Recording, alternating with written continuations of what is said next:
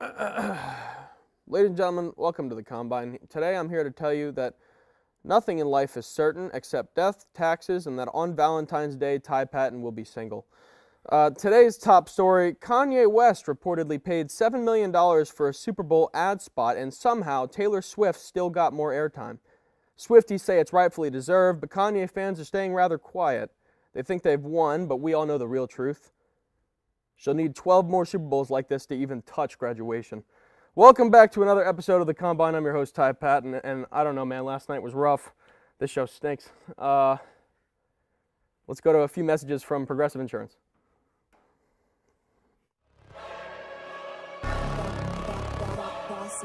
Things gon' change when I really hit the field. Undefeated chance, man, you know what's the deal. Tryna find a kid, I'm in the field doing drills. Boy, you just a sucker, you ain't never keep it real. 3 rings in my hand, I'm a warrior to the max. When I hang it up, they gon' have to give me plaques. Step up in the building and I only bring the facts. When I make a highlight, they gon' replay, run it back, okay? Always locked in, now I don't got time to lax. Saying he the best, he could take a lap. Batted 1,000 when you check the stats. Boy, is you ready? You ain't gotta ask.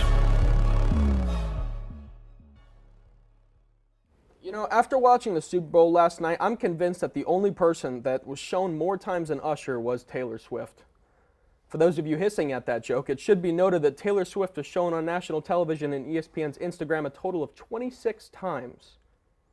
Well, now you don't know what to do. You don't know who to hiss at. Ladies and gentlemen, I'm here with Tyler Brownrigg and Nick Cohen, and we're going to be talking about the Super Bowl. One of the greatest nights of the year, except it wasn't. It was a tragedy. The San Francisco 49ers were beaten 25-22 in the first overtime Super Bowl game, second, I guess, in history. I was going to say first since, but I don't know the date. Second in history. And so anyways, last night the game was played. Again, Chiefs beat Niners 25-22. Game was rough, and before I get into my I told you so to everybody in this room from my last week's show, we need to dive into how the game was played and why certain things were done, our overall analysis on the game per se. And the first question that I want to ask you guys, which I mentioned before show, is up until halftime, the Niners allowed 3 points on offense for the Chiefs. Defense was stout. Chase Young was getting in the game, which was a little bit of a surprise to me. Nick Bosa was playing well. Dre Greenlaw was playing well. Obviously, we know he was injured later in the game, but Fred Warner, everybody was on top of their game. DBs were playing fantastic. But then they go into halftime, and my question to you is, why on God's green earth would Kyle Shanahan change the defense? I didn't really like Kyle Shanahan's coaching performance in this game. Like really every Super Bowl, they win a lot more prevent. It felt, especially in that final drive at the end of regulation. It was like I'm just sitting there watching, like you're just giving them this field goal. Mahomes was just marching down the field in the second half, it felt like, on so many drives. Like Kelsey, especially in an overtime, he was getting open and finally was like being a contributor. But yeah, again, I felt like they weren't getting pressure as much anymore, and just the prevent style of defense, I felt, just gave it away. Yeah, and so edge rushers began over-pursuing. D tackles were trying to stay in place or having a tough time staying in their zones. They're being forced out, and because of that, the middle of the field was wide open, which is where you saw Mahomes with the 66 rushing yards, and Pacheco attacked the inside. So, Nick, in the late third, early fourth quarter, when the Niners are getting absolutely trampled with this inside run, these QB sneaks, all of this from Mahomes, Pacheco, all these guys, why didn't Shanahan bring down a linebacker or run a stunt or try to do something to close up the middle of that defensive line? I don't know. I mean, there's two somewhat excuses I can give. I mean, I believe it was Elijah who came on the Super Bowl show and said that Shanahan chokes in Super Bowls and Mahomes clutches up in Super Bowls. But also, it's worth mentioning, he calls the offensive plays. Yeah. I mean, he doesn't call the defensive plays. Sure, he kind of has the final say. Yeah. So he definitely should have said something, but I don't have logical reasoning for you on that. He should have done it, and he didn't. He choked another Super Bowl. You got to feel like, though, like that was Dre Greenlaw's job, a big part of it, where like being that QB spy maybe and like can get in on those stunts and blitz packages. So that, like, the way he went out with an Achilles injury is such just a huge loss that it felt like watching it in real time wasn't like, oh, the Niners, they were fine. They were able to, like, come back from it. But when you look back as the game's performance as a whole, it kind of was a bit of a blow more than I thought initially. Yeah, when you lose one piece of your defense, I never really, despite how talented they may be, I never truly suspected it's going to be that big of a problem. Like when Omenahu went down, we all knew Mike Dana was not going to be able to match up with what Omenahu was doing, but at the same time, he's a serviceable replacement. You have somebody, and he played pretty well. And he made Trent Williams kind of struggle. Yeah. Like, he forced a holding call on Trent Williams, the best left tackle in the league. Yeah, and so when you lose a guy like Dre Greenlaw, you expect the backup to come in and at least be serviceable. And he was at that, but instead of continuing the same play style they had with Greenlaw, they decided to try to formulate it differently and run new schemes, and it just did not work, and the Chiefs capitalized on it. And speaking of which, we need to talk about who won the game. Who were our most valuable players of this game? Why did they stand out, and what made them so special? And I want to throw it straight into the Tyler Brown rig. And what do you got on this one, buddy? Trent McDuffie was robbed. Like, I get Mahomes had this game-winning drive. Trent McDuffie's performance in the Super Bowl was outstanding. He had 3 pass breaks up. One in the end zone. One of those, in the end zone. That was a touchdown by Brock Purdy. It was a great throw. Beautiful ball. Just McDuffie makes an amazing play on the ball. And then it was late in the game on 3rd down. McDuffie comes in on a corner blitz, gets a pressure, and then Purdy has to throw the ball in the dirt, forces a Niners punt. That drive, the very next drive is Kansas City's. They send it to overtime. So McDuffie had such a huge impact on this game. He did have that one holding penalty that was felt like a bit of late call. in the fourth? Yeah, it was late fourth or in overtime that gave Niners a first down. Yep. It gave them life. It was overtime. Yeah, it was overtime.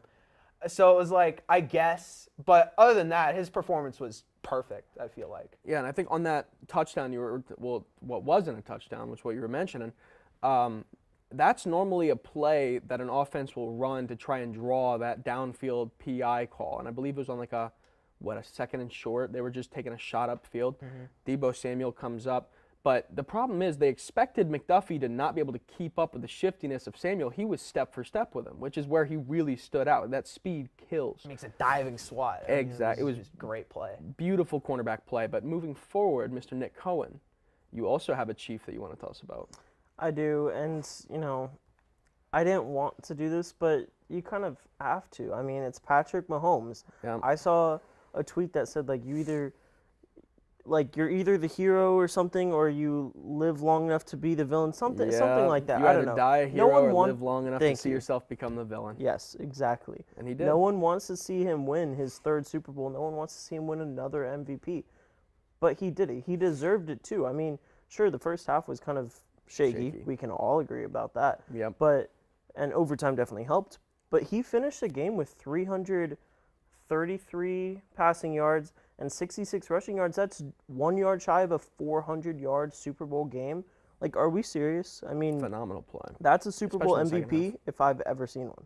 Yeah, and I don't want to talk about him too much because I'm already still in disbelief, over 12 hours later. But moving forward, I believe, ladies and gentlemen, it is time to address the elephant in the room, as I mentioned earlier. And last week, I told y'all at home that Christian McCaffrey was going to have over 150 all-purpose yards and a touchdown. And I was called a madman by everybody in the studio. I was called delusional, Guilty. Well, here we are. McCaffrey had 160 all-purpose yards and a touchdown. So who's laughing now? Well, technically everybody else because I didn't put any money on it. But it still ended up happening, and I'm very happy about it. I think Christian McCaffrey had a phenomenal game, both on the ground and through the air. 80 yards exactly on both facets. 22 carries, 80 yards, 8 receptions, 80 yards, and a touchdown. Very, very strong play. A lot of the rushing yards, I will say, came from the first drive of the game. That fumble really killed. And that's the only part of the game that I can really assess that was a flaw there, right? That was not good. And a lot of people will argue that may have been the drive that saves the game. But with an overtime where if you've known college football at all, if it's 4th and 4 in overtime, you're going for it. You have to. And at the same token, we had that blocked extra point that could have been the difference maker at the end of the game. So I wouldn't put it solely on him. I think he had a phenomenal game. But moving forward, we are going to be diving into a few players that had sneaky good games, and we're going to run through them a little bit. So Todd Brownrigg, what's yours real quick? Mine is Chris Jones. Chris Jones' impact cannot be overstated. I think he has solidified himself as probably one of the best defensive tackles of all time.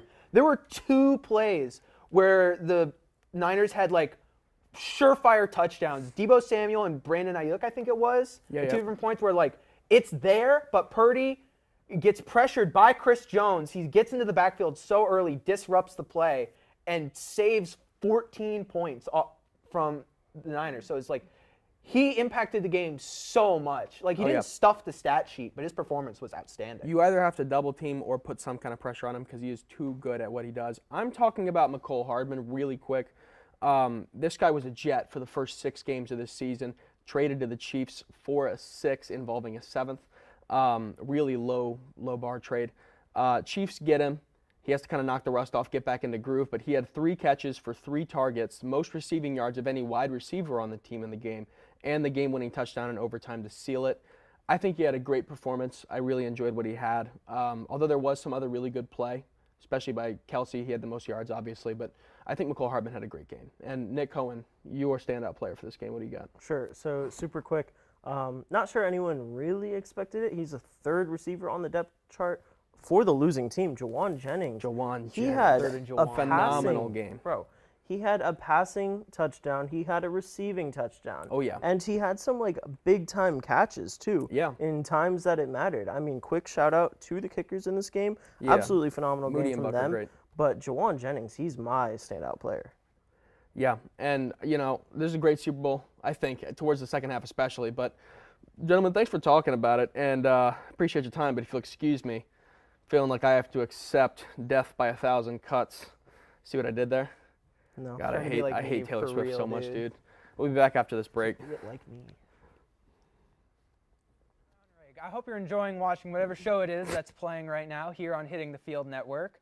And if you're interested in more of our shows or want to know more about the one you're currently watching, don't worry, I'm here to tell you. Our week starts off on Mondays with HTF Bets, hosted by the Bets Boys, Andrew Montana, Ezra Hines, and Giovanni St. Cyrin. You can catch that show live Mondays at noon for all things betting in sports. I highly recommend it. And then you can follow it off on Tuesday with The Combine, hosted by the illustrious Ty Patton. If you're in for a more laid-back, kind of podcast-style show, a lot more casual, that is definitely the show for you. Maybe you'll catch some Ty Squared action with me on there. Wednesdays, every week, you'll be able to catch the vlog, learn about what's going on behind the scenes here in the studio at Hitting the Field, get to know more about us, especially the people behind the camera, who they are, and what we do to make these shows every week. And on Thursdays, live at noon, you can watch the main show with me as your host every Thursday, where we'll be covering all of the major storylines for any sport, be it football, basketball, hockey, soccer, you name it, we'll be talking about it on the main show. And then Friday, you can watch Nighttime with your hosts Maddie Glass and Patrick Previty for all things college sports, especially with a focus on UCF sports and maybe the ones you haven't heard about so often, like tennis or women's track and field. It can be anything college on Nighttime.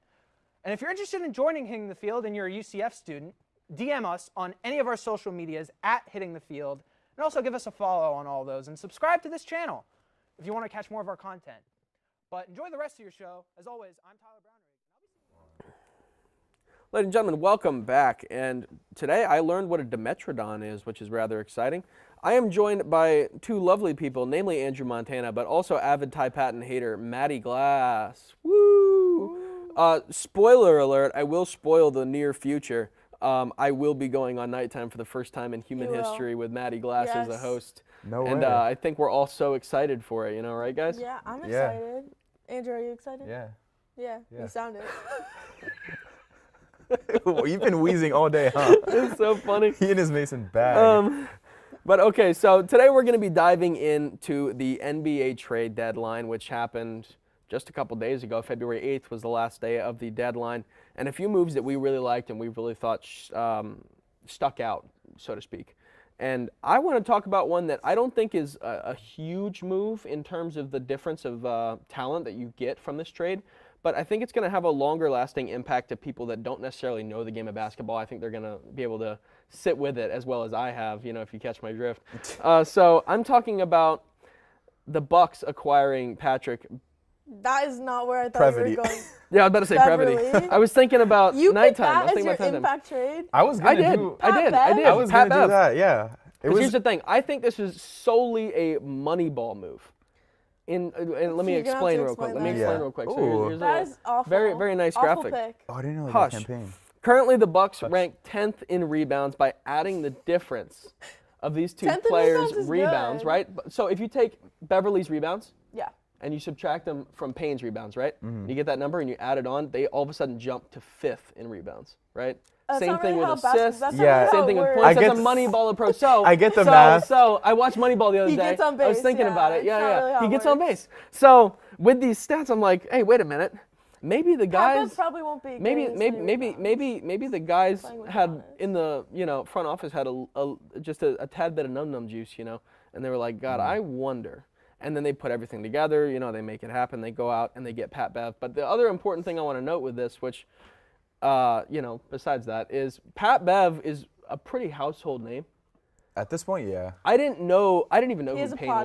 podcast? For 'Cause, for like- casual, maybe not as much, but Like he's getting there. I mean, I think people know him because of his off court, and then there's Yeah. Well, Yeah. here's the thing. If you're a fan of sports at any level, I think you've at least heard the name Pat Bev one or two times. Like, I think you've heard it. So you can resonate with that. So when the Bucks all of a sudden have Giannis and Damian Lillard, and all of a sudden they And add Pat Bev, Bev? I think Okay. hype builds around that. I think hype is going to build around that. They're going to be like, these guys have like can 3 see it. superstars sitting okay, here. I guess it's an all right move for the Bucks because they need perimeter defense. Pat Bev provides that, but I think Doc is just gonna overplay Pat Bev, and it's gonna end up being a negative. And I mean, I think there were other impact moves. I don't know who you picked, but I know the Mavericks made some big trades. Yeah, we that didn't were really we didn't good. talk about the Mavs, but I do. The reason I almost picked the Pat Bev move is because obviously lost Drew Holiday. Yeah. Not even 6 months ago. Replace him with Damian Lillard, who's notoriously just solely offensive, not as defensive minded. Pat Bev can help out with that a lot. If you throw him in at the 2, it might not work out because there's a lack of Very size there. small But guards. yeah, very small guards. But if he runs the bench, if he comes in as a 6-man, something like that, and then just runs the perimeter defense the way he knows he can, that can help out. Yeah. And on the flip side of this, I don't think Philly's getting snubbed. They do get back Payne, like we mentioned, in a 2027 second-round pick. But I think it's a pretty fair trade, all things considered, I like it for the Bucks. Yeah, I do too. non-impactful players for each other. Yeah, That's fair. Boo. That's fair. Yeah. All right, moving forward, though. Andrew Montana, you have the OKC Thunder. I do have the OKC Thunder. And so for you guys who don't know, Oklahoma City Thunder just got Gordon Hayward from the Charlotte Hornets in return for, I don't know if I'm pronouncing this right, but You're not. Everybody. yeah, Mitchich, and then Trey Mann, Davis Bertans, a couple picks, and cash considerations. Everybody. The reason I think this is a good trade for everybody but the Hornets, right? I think the Hornets just got the bad side of this with the exception of the handful of picks. But Gordon Hayward gets to revitalize his career. He's been putting up solid numbers, averaging near 20, more or less. I'm not sure, but that sounds about right. He's been a decent small forward for the last handful of years in Charlotte. Unfortunately, he is in Charlotte. Yeah. So he's going to be wasting his, the beginning of the latter half of his career in Buzz City, whatever wasteland that is. Now he gets to contend. We can talk about the Oklahoma City Thunder contending now because they got Shea, they got Chet, they got Josh Giddey, kind of, but they're all, they're all performing at a high level. They're, I think, the best team in the West in terms of record. And I think this is huge for the Thunder because last season they didn't make that splash in the playoffs that we hoped that they would. But now Shea and Chet and company have led them to be the top team in the West with little to no playoff experience. That's something Gordon Hayward has a little bit of, not enough to say that he's that seasoned veteran that you want on the Thunder, but he has enough experience to say, hey, this is what you can do, this is how you can improve, stuff like that. And he still provides that wing sort of, that stretchability, that role. You can just kick it out to him, he'll knock down a 3. He can get you 15, 20 points a game if he needs to. Yeah, and on the flip side of it real quick, every player involved on the opposite side of that trade going to Charlotte has seen a massive increase in production. Granted, it has been one game. Yeah, they played but they really all well. they all It could all be of a them. win-win Yeah, trade. they all of It them could put be. up great Pans games. out, yeah. So And I well, actually, real quick before we move on, do you think there's any chance Charlotte wins this trade? Because if they keep performing like this, I think there's an argument to be made. I think if it's like a sort of win now versus win later situation, Yeah. I don't want to compare it to the Lakers Pelicans trade for Anthony Davis, but something like that. I hope you don't compare it Lord to It's that. just mercy. it's just what comes to mind, you know, like the Brendan Ingram, the Josh Hart, all that. Oh, but no. if these young guys pan out in Charlotte, you know, that could be a win-win eventually. But I do want to also mention that historically, and by historically I mean the last like 3 to 5 years, the Thunder have loved their draft picks. And so pitching Too that much, some would too much, say. exactly, yeah. So pitching 2 of them out that are, you know, of decent value for Gordon Hayward, I think that speaks some decent volumes about how they want to approach this Gordon Hayward situation going forward. The thing Yeah. about this trade, it's like, all right, Gordon Hayward's not a bad player, but I think OKC, they should have got a big. They're Yeah. so small, That's and they true. needed a backup center. And do need a I backup think there center were better really badly. options. Like, Gordon Hayward's a fine player, but like, I don't know how big of an impact it's making, I would say. All right, and moving forward, Maddie, you also have a Yes. deal to talk to I us think about. I had the team that made the smartest decisions. The New York Knicks. There you go. They traded They had Evan a Fournier, great trade Malachi deadline. Flynn, Quentin Grimes, Ryan, or don't know how to say that. 2 future second-round picks in cash consideration for Alec Burks and Bojan Bogdanovic. There's 2 actually. I think that was clearly the best trade. They gave up nothing. I know Knicks fans had this attachment to Quentin Grimes, but Knicks fans are Ezra. he averaged 20 minutes a game and, you know, shot 36% from the field and You know, we 36% got to explain that from real quick for the viewers at home. Ezra Hines just kicked the door open and went bananas and then walked back inside, you know. So just so the Quentin Grimes viewers is at not home knew what good. we were For doing. being billed as Oh. like a shooter, he's very inconsistent. But He's here's not a the thing. shooter. Here's what I wanted to ask you with this. Because the Pistons held on Yes. to Bogdan so long, That was a his mistake. like capital went way down. There His were stock reports- tanked. His hairline made Yeah. up for it, though. Oh, anyways. There were so reports last season that they wanted first-round picks. People were Yeah. prepared, and Yeah. they ended up getting nothing. And he's a great shooter. He's gonna be he worked really well for the Knicks. But I think with Grimes, with a revitalization, like a new location, he could have a revitalization. That's true. And Especially in the wasteland that Yeah. is Detroit at the moment. so if Grimes is gonna be the guy that ultimately makes up my mind whether this is a fair trade or I mean, I also think it depends how the Knicks do in the playoffs. If Bojan that's and fair. Alec Burks, who they also got, who replaces all of Quentin Grimes' production and more, if he is anything, then I think the Knicks win the trade. It's it's about Yeah. winning, and the Knicks are going to be better than the Pistons. trade deadline is all about winning and losing. There's no you might be A lot halfway of teams decent in the lost, I future. would say. Yeah, a lot of teams lost. Moving forward to teams that didn't win or lose, we have a couple teams that didn't make any moves. Yeah. Very, very strange, I guess. I had the Rockets, and I wanted to bring it up real quick. They did make a move. They needed a backup center on February 1st. They got Steven Adams. He's going to be great there. He's out But- for the season, but Yeah. Yeah, but When he comes In in, the future. when he comes Yeah. back, yeah. they have a horrible shooting discrepancy.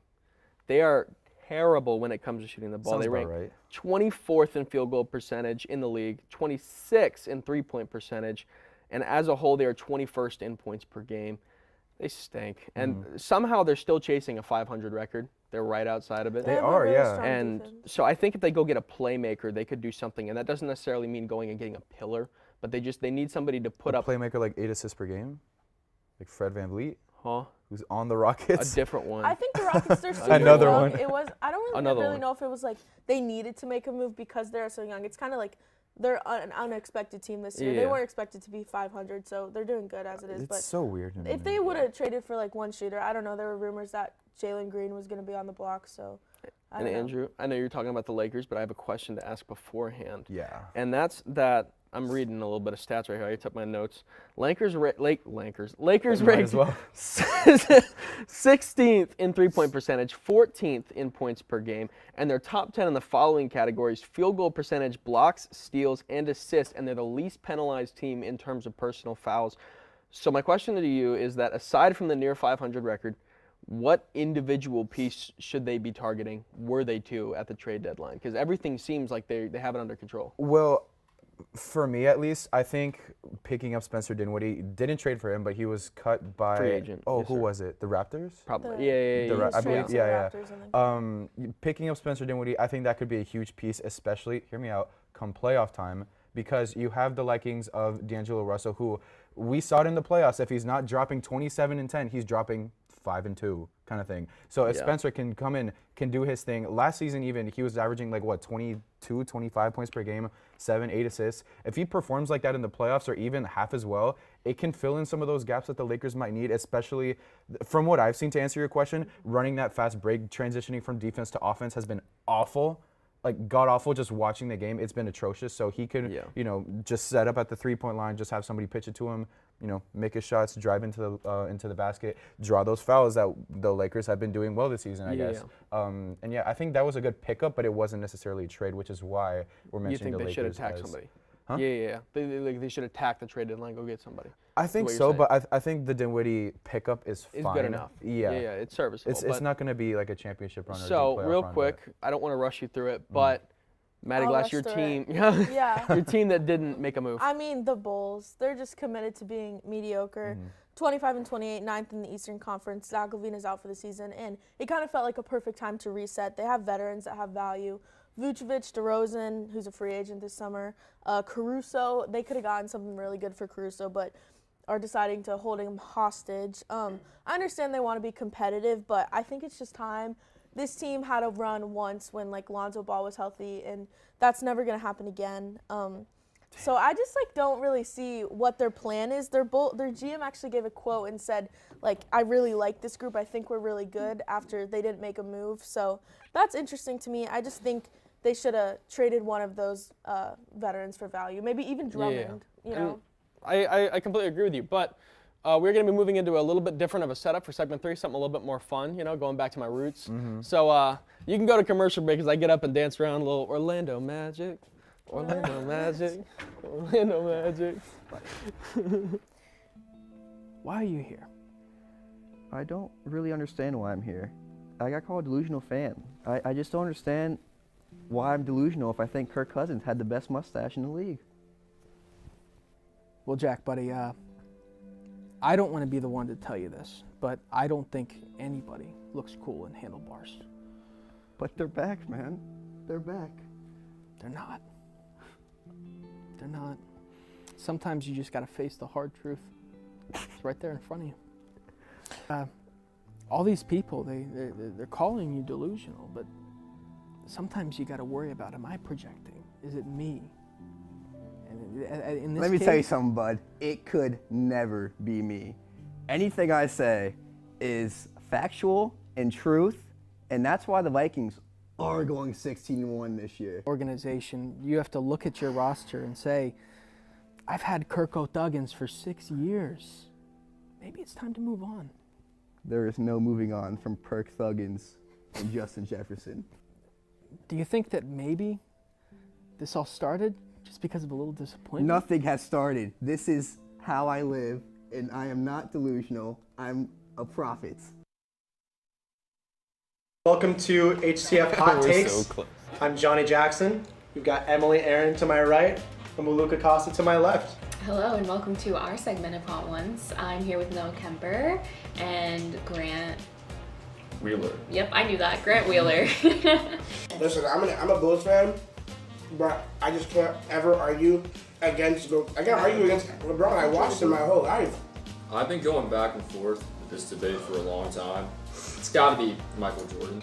Whatever she wanted. I would wake up in a maid costume for Doja Cat. Brutal. Jeffrey Laux, no question. Richie, I would give it to Richie. It is not Richie. It is not Richie. No, it's Jeff. Richie's pronouns are he, they, because he cannot be him. What? Oh, wait a I'm going to have to also agree and say Jeff. He always is spiffy. It might be Cameron. Cameron's had some good fits. Out of the women, Norelli always dresses really, really cute. Oh, brother. That went so awful. It's basketball. College football, I think, is the best sport to watch. If you don't like soccer, it's because you suck at it. I think college football is the best. Thanks for watching.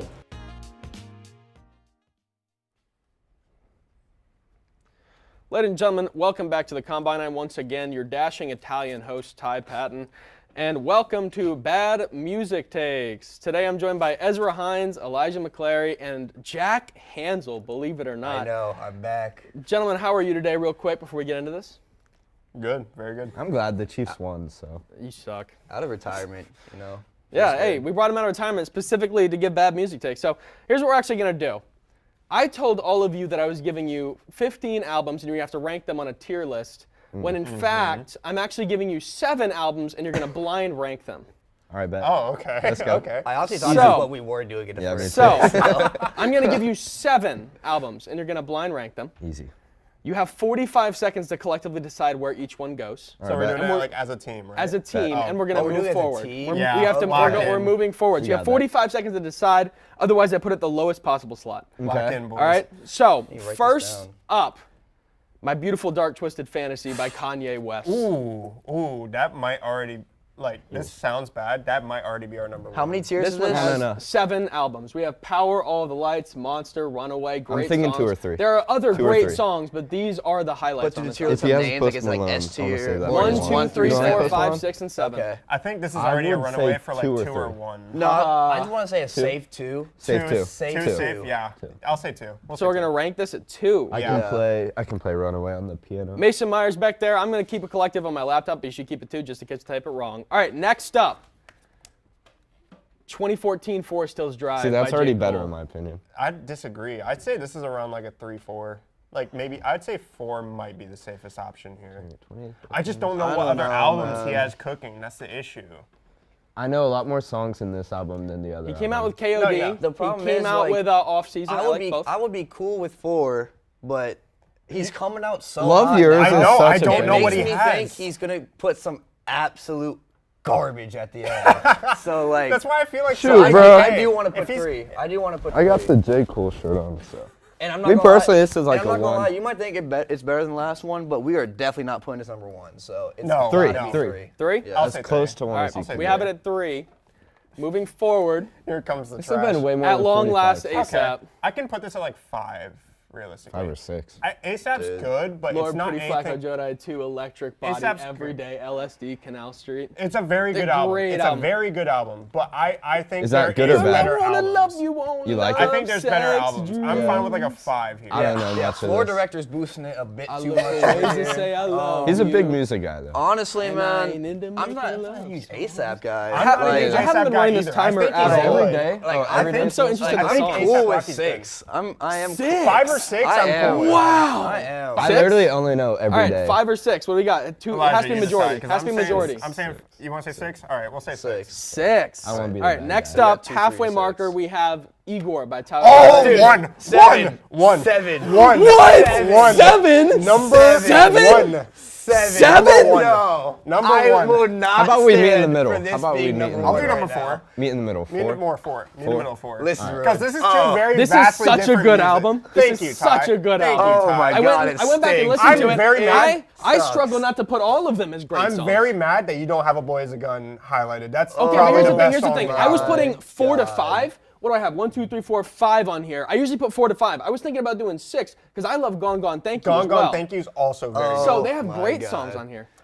Like, Jack's obviously not going to This let this slide at album number 1. stinks. I'm not letting this slide anywhere near number 7. I'd probably say You we got should do 4. 4 or 7?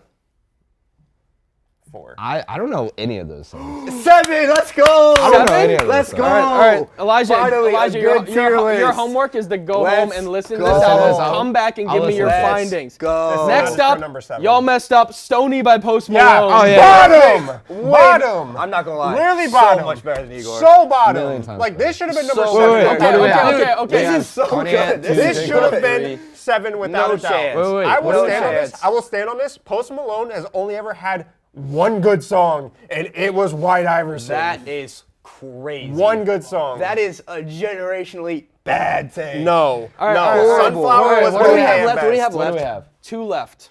And your No, no, spots but- yeah, left spots. are 1, 4, and 5. This is not going 1. This is 4? I'd say 5. I could 4? easily Well, put I got Post 2 Malone 4s. at 1. I got 2 4s, and now y'all have a choice to make because you have 1 and 5 left, and the next album Yeah, is "Damn" by Kendrick Lamar. Damn. Okay. Can we kind of put, I guess, 5. maybe number 1? Dude, 5.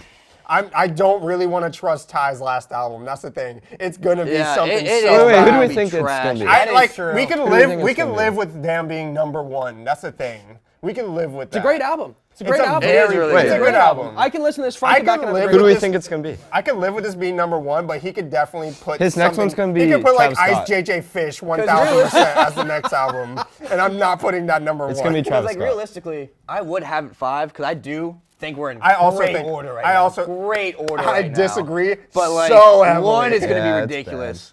It's gonna be Travis Scott. You know, for Deadly It's Travis like Scott. I can live with it being number one just for the sake of. I the will let next- y'all. I'll let y'all vote for the sake of me, of the integrity of me trying to go perfect. I will put it 5 though. You want And to just- I gamble feel then? like it. You wanna do 5 gamble? because next is probably gonna be Travis Scott. All right, you know what? We're gambling. 5. 5. Let's do it. And lastly, we have Rodeo by Okay. Travis. Hey, let's go.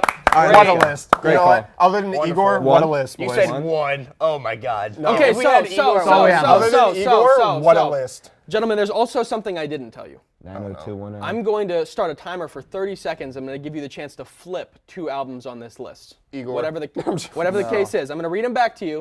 I'm going to give you 30 seconds, and you can decide whether or not you want to flip any of them. So Okay. one, They're not going to listen to me. one is Rodeo. Yes. 2, I don't know if they're going to throw it up, is 2014 Forest Hills Drive. That's 2. Wait, what? 3, No, I'm wait. sorry, My I was Dark about to say, Twisted Fantasy. My Dark I had it in Twisted the wrong. Fantasies needs to be 2. My Beautiful Dark Twisted Fantasy 2. 3, 2014 Forest Hills Drive. Okay. 4, Stoney. That needs to switch immediately. 5, Stoney's so good. Is that Five. Stoney sucks. 5, Stoney's so Post good. Malone. 5 is Damn by Kendrick Lamar. That arguably that needs to 6 switch. is At Long Last ASAP. And 7 That is belongs. Igor. At minimum, I already Stoney know what needs to you go want. down to 5. At minimum, there's no way Damn should be below Stoney. I'm not gonna lie. I am cool with switching Damn with Stoney. I know Stoney you're- is really good. you're though. not gonna You switch- are hating so hard. You're it's not gonna. ridiculous, You're but- not gonna. You're not gonna Travis switch Scott. Igor. I've accepted that, even though it Kanye. should be up higher. But Igor's Damn and perfect. Stoney 1,000% need to switch. You agree you switch? Yeah, I'll switch it. Elijah? Sure. I mean, it's not that significant of a move. Switch. I just can't let Stoney be above Damn. I can't. I thought you were gonna defend Tyler the Rodeo. Creator more. I was, but this is a losing battle. There's no Rodeo, point. My Beautiful Dark Twisted Fantasy. 2014 Forest Hills Drive. Damn. Stoney, At Long Last ASAP. Igor, which is a crime and a sin. No, it's not. Ty, No, I it's just, not. It's Ty, so I just, bad. Ty, I don't know I just that. want to thank But- you for understanding It's great so music. Because see, bad. I will let you know right now, on this list, at the very beginning, I was deciding what order to put it in, what's yours? you know? And I if I had to go through mine right Igor's now, top three, right? I would probably put My Beautiful Dark 1, Thank you. Yep. That's fair. Rodeo 2. Yeah. I think just because I love the album so much, I would go Damn and then Igor. Okay, I can respect that. I would go 2014 next, 'cause I love 2014, but I just recently started getting back into it.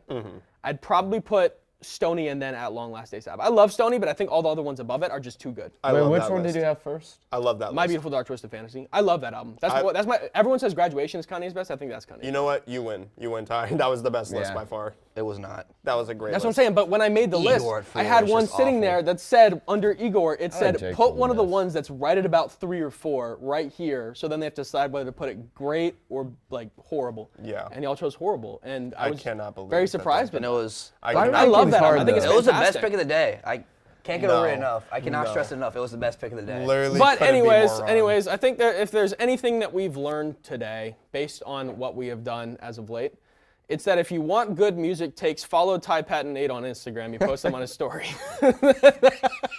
And that's where you go. And unfollow Jack Hansel on Instagram. And unfollow Tyler Creator on everything. Whoa! Hey, we're not He's taking not any good. Tyler the Creator slander on here. We just love all not that man's good. albums. Great albums. Flower Boy was a snub. I didn't put that in Flower there. Boy's but his best I album.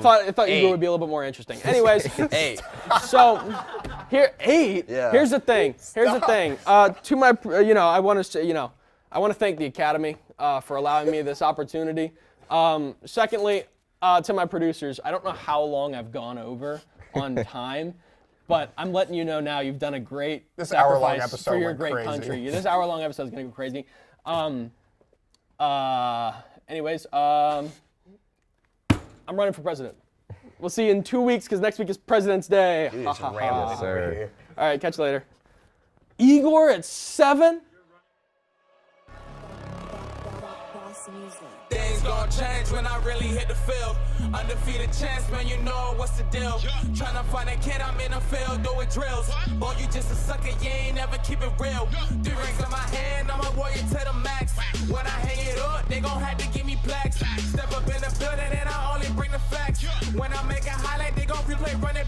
Okay, always locked in, now I don't got time to relax. Saying he the best, he could take a lap. Batted 1,000 when you check the stats. Boy, isn't ready, you ain't gotta ask.